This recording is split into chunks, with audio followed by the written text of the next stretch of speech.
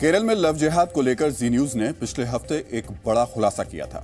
हमने आपको जानकारी दी थी कि कैसे केरल में लव जिहाद और धर्म परिवर्तन का पूरा सिंडिकेट चल रहा है। और आज सुप्रीम कोर्ट में सुनवाई के दौरान धर्म परिवर्तन की शिकार हुई एक लड़की के पिता ने एक ऐसी बात कही है जिसे सुनकर आपको अपने कानों पर यकीन नहीं होगा।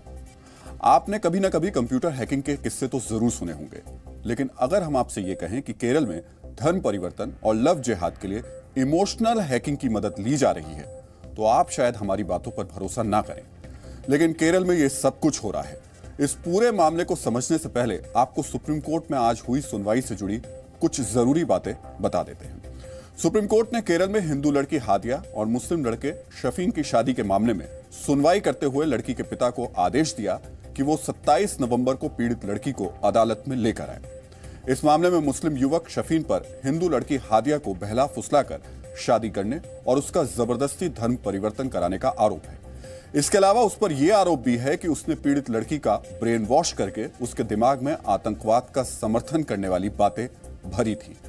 हालांकि अदालत ने इस मामले में बड़ी टिप्पणी करते हुए कहा कि शादी के मामले में लड़की की सहमति सबसे ऊपर है। अगर कोई किसी अपराधी से भी शादी करना चाहे तो उसे कोई कानून जबरदस्ती रोक नहीं सकता।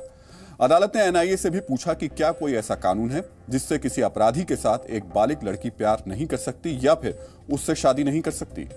सुप्रीम कोर्ट ने कहा कि किसी भी हालत में हमें उस लड़की से यह जानना होगा कि वो किसके साथ रहना चाहती है। हालांकि एनआईए ने इसका विरोध करते हुए कहा कि लड़की की दिमागी हालत अभी ऐसी नहीं है कि वो कोर्ट को अपनी राय बता सके।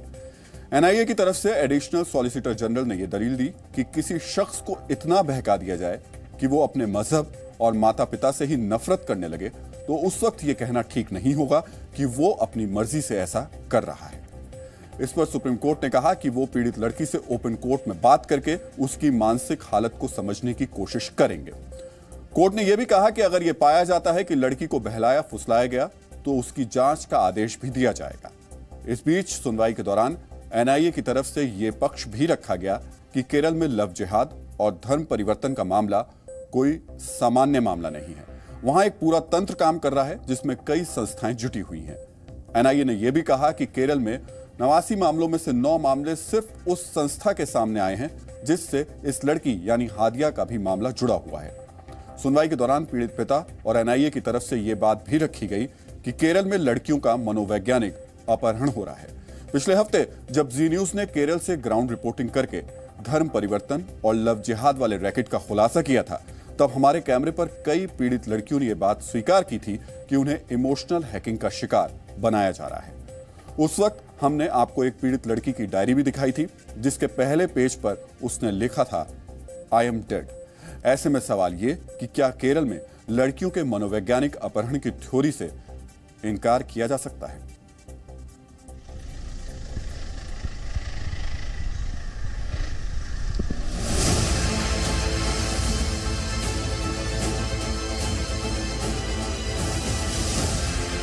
केरल में अक्सर लव जिहाद और धर्मांतरण के आरोप लगते रहे हैं। I feel like I am lost. उसमें उसने लिखा है आई एम डेड। क्या हमारे देश में प्यार के नाम पर जिहाद का सिंडिकेट चल रहा है?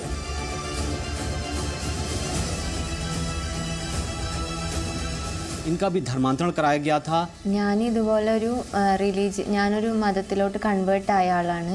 Love jihad is also is there. 7 lakh rupees offering. Ji news को खुफिया एजेंसियों से इस बात की जानकारी मिल रही थी कि केरल में धर्म परिवर्तन और लव जिहाद के मामले काफी तेजी से बढ़े हैं।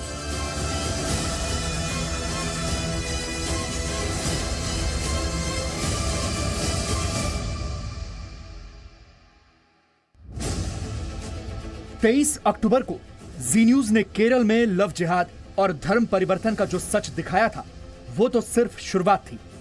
धीरे धीरे करके केरल का काला सच पूरे देश के सामने आता जा रहा है। एक ऐसा सच जो न सिर्फ परेशान करने वाला है बल्कि देश की एकता और अखंडता को खतरे में डाल सकता है। അത് പ്രശ്നമാവും. അതുകൊണ്ട് എന്ത് വന്നാലും സ്ട്രോങ് ആയിട്ട് നിൽക്കണം. പാരൻസൊക്കെ പല ഇമോഷണലായിട്ട് പല രീതിയിലും വരും. പക്ഷെ നമ്മളെന്തായാലും സ്ട്രോങ് ആയിട്ട് നിൽക്കണം. അങ്ങനെ കുറേ സത്യസേനയിൽ പോയിട്ട് അങ്ങനെ പറഞ്ഞു തന്നിട്ടുണ്ട്. ഞാൻ അവിടെ അധികം ഒന്നും സ്പെൻഡ് ചെയ്തിട്ടില്ല ടൈം, ആകെ 2 hours അങ്ങനെ എന്തോ എത്രയോ ടൈം സ്പെൻഡ് ചെയ്തിട്ടുള്ളൂ. Using the mask of love, a boy flirting with a girl in the beginning stage, as usual in film and all we are seeing a boy going behind a girl and flirting with her and proposing her. After girl will not agree for the love, and after few days feeling sympathy on him, girl will accept the love. പിന്നീട് എനിക്ക് മനസ്സിലാക്കാൻ സാധിച്ചത്, ഇപ്പം മാത്രമല്ല ഇപ്പം ഇവിടെ തന്നെ ഞാൻ 3 വർഷം കൊണ്ട് തന്നെ ഞാൻ കാണുന്ന ഓരോ കേസുകളിലും അത് തീർച്ചയായിട്ടും സംശയിക്കേണ്ടതായിട്ടുണ്ട്. അങ്ങനത്തെ ഒരു കോൺസ്പിറൻസി നടക്കുന്നുണ്ട്, ഒരു ഗ്രൂപ്പ് ഇതിനു വേണ്ടി പ്രവർത്തിക്കുന്നുണ്ടെന്ന് തന്നെയാണ്. और आज सुप्रीम कोर्ट में हादिया नाम की पीड़ित लड़की के मामले में सुनवाई के दौरान ISIS के मनोवैज्ञानिक अपहरण कांड की जो दलील दी गई है वो ये बताती है कि कैसे आतंक के सौदागरों ने केरल की लड़कियों को इमोशनल हैकिंग की मदद से अपने जाल में फंसा रखा है. मुझे यहाँ से बाहर निकालो, आज या कल मैं मर जाऊंगी. मुझे पक्का पता है, मुझे पता है कि मेरे पिता मुझसे नाराज हो रहे हैं. वो मुझे धक्का देते हैं, मुझे पीटते हैं. केरल के कोट्टायम की अखिला अशोकन उर्फ हादिया का ये कथित वीडियो वायरल है. ये वीडियो जिसकी प्रमाणिकता की पुष्टि जी न्यूज नहीं करता, उसके आधार पर केरल में लव जिहाद के सबसे बड़े मामले का आरोपी अब अपनी कानूनी लड़ाई को आगे बढ़ाना चाहता है. मामला पूरा सुप्रीम कोर्ट में है और हम सुप्रीम कोर्ट के इस पे कोई टिप्पणी नहीं करना चाहते, लेकिन हम इतना कहना चाहते हैं, जो शुरू से हमारी पार्टी का स्टैंड रहा है कि शादी करने का मकसद ये नहीं है कि आप किसी को कन्वर्ट कराएं. कन्वर्जन जो है, वो फेथ जो है, वो अपना वो आस्था से जुड़ी चीज है. किसी का धर्म परिवर्तन आप नहीं करा सकते हैं जस्ट बिकॉज वो आपसे प्यार करता हो. हमारे उस चीज से, इस विचारधारा से लड़ाई है, हमारी सोच से लड़ाई है. लेकिन सुप्रीम कोर्ट में जांच एजेंसी NIA ने जो दलील दी, उसके बाद ये वीडियो अगर फर्जी नहीं भी है तो भी केरल में लव जिहाद पर एक बहुत बड़ा सच उजागर हो रहा है. क्योंकि सच तो यह है कि केरल में ऐसे कई धार्मिक शिक्षक, मनोवैज्ञानिक और यूथ विंग काम कर रहे हैं जो लोगों को बहला फुसला कर उनका धर्मांतरण करवाते हैं. मेरे ख्याल में ये अभी स्टेज नहीं है कि हम लोग आपसे कुछ इस बारे में शेयर करें. The only thing which I know today is that supreme court has allowed us to continue with the investigation. That is what I have been told. इस वीडियो के सामने आने के बाद अखिला उर्फ हादिया को प्यार के जाल में फंसाकर धर्मांतरण कर जिहादी बनाने की कोशिश करने के आरोपी ने केरल के मुख्यमंत्री पिनराई विजयन से दखल देने की मांग की थी और लव जिहाद के आरोपों को गलत बताया था. अखिला उर्फ हादिया का कथित वीडियो सामने लाने वाले सोशल एक्टिविस्ट राहुल ईश्वर की भी दलील है कि उसका पक्ष जरूर सुना और समझा जाना चाहिए.